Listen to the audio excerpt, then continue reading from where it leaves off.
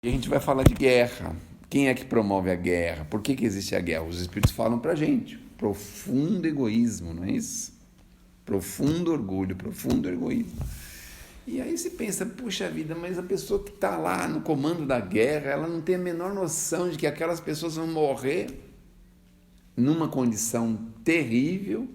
Como que essas pessoas vão se regenerar, se melhorar? Porque o problema não é o corpo físico. Não sei se vocês conseguem entender e alcançar o que eu quero dizer. Na morte, o menor problema é a perca do corpo físico, porque o corpo físico a gente pode entrar de novo, voltar de novo. O problema é a interrupção do processo de evolução. Esse é o problema. A gente interrompe. Então, quando você tira a vida de uma pessoa, ou por qualquer motivo que nós estamos vendo aí, centenas e milhares de pessoas se envolvendo com essas confusões de guerra, a gente interrompe o processo de crescimento, de evolução. Isso é o que é pior. Por que é pior? Porque quando a gente volta para o mundo espiritual, vai ter que reprogramar todo o xadrez da vida outra vez. A família que vai vir, com quem que vai vir, quem são as pessoas, quem são os débitos, quem são os créditos, quem aceita receber, quem não aceita, onde vai morar, que cidade, que país. É toda uma matemática complexa. Então não é simplesmente perder o corpo físico, não é só isso. Os espíritos ficam muito irados quando acontece isso, por isso que eles se tornam obsessores, porque de uma certa forma você tira ele do tabuleiro do xadrez sem ter feito nenhuma jogada, você tirou ele do xadrez. E ele não pode voltar, para continuar jogando. Aí ele tem que esperar aquele jogo terminar todinho, para depois se incluir, quando possível, se incluir de novo no tabuleiro. Esse é o grande problema, por isso que eles ficam muito, muito irados. O corpo físico, compreensível, é um patrimônio inestimável, óbvio, não é?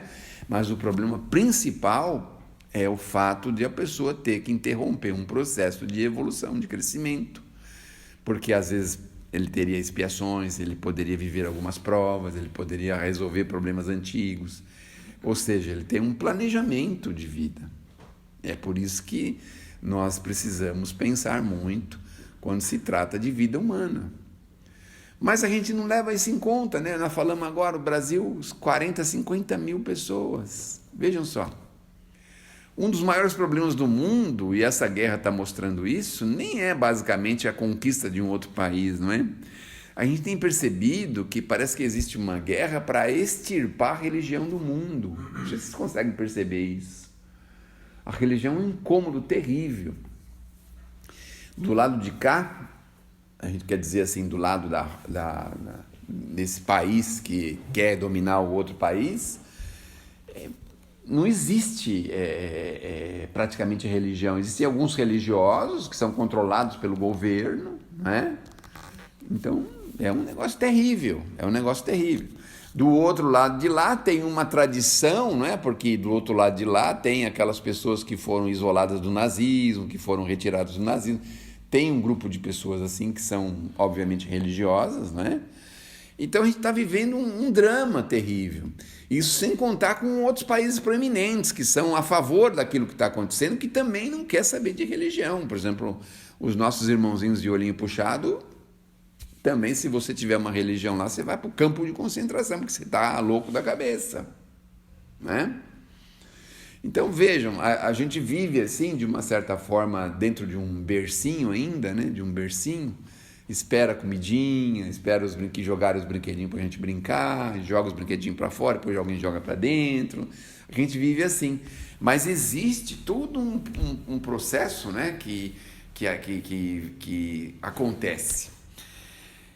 Mas, voltando à nossa questão, a nossa questão é de sermos humildes semeadores da boa nova.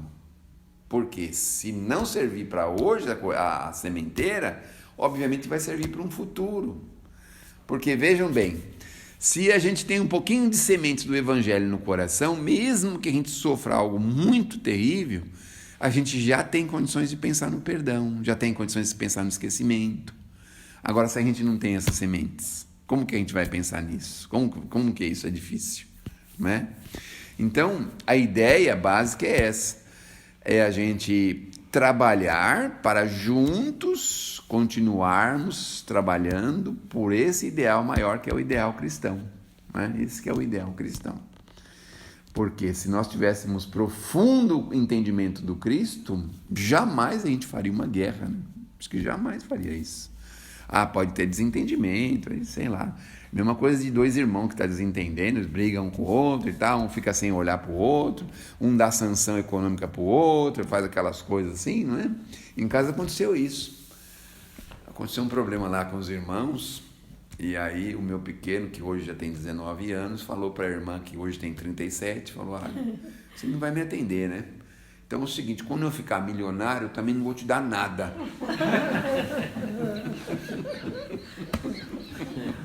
E você sabe que ela correu e fazia as coisas para ele? Ela tem certeza que ele vai virar milionário, viu? Essa é uma das minhas preocupações. Você já pensou que problema que vai ser isso? Meu Deus do céu, né? Então, a gente faz isso. Agora, o que mais que vai fazer? O irmão vai lá e vai querer tirar a vida do outro irmão? Meu Deus do céu.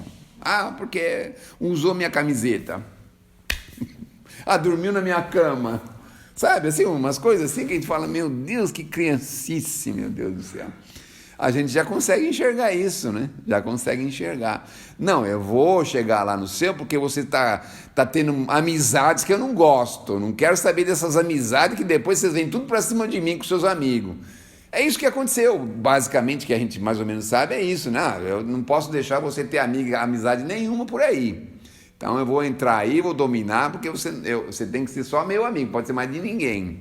Então, para ser só meu amigo, isso aí tem que ser a parte da minha casa. Aí você fala, meu Deus do céu, né? Bom, então falamos de guerra, vamos continuar com o pinga-fogo?